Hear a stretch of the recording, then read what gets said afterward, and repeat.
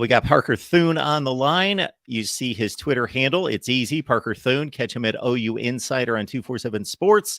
Of course, it's also the ref at Sports Talk 1494.7.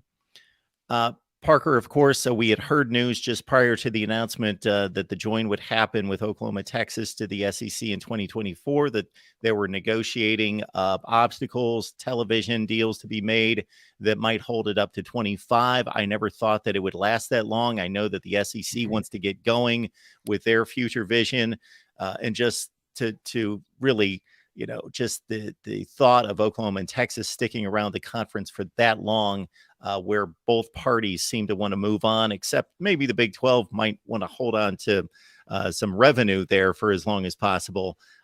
We know it's 2024. I would guess on one hand, from the Oklahoma contingent, there's this excitement that, hey, we're finally moving on.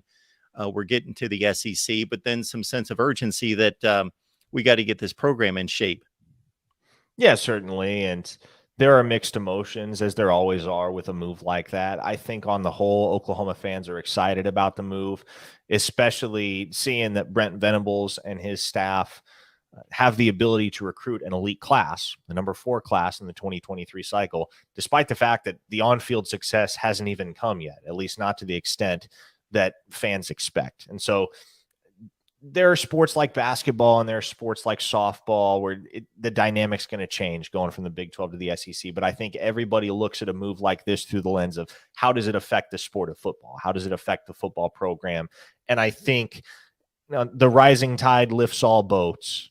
And with Oklahoma and Texas entering the SEC, you now have what was already the most dominant athletic conference in the country, certainly the most dominant football conference in the country, adding 2 of the biggest brands in the sport that weren't in the SEC yet.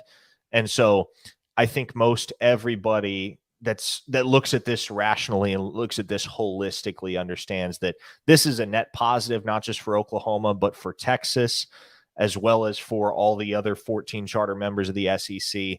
And it made sense to implement that transition in 2024 because you have all the seismic changes in college football kind of happening concurrently at that point when you look at USC and UCLA transitioning to the Big Ten and the college football playoff expanding to 12 teams.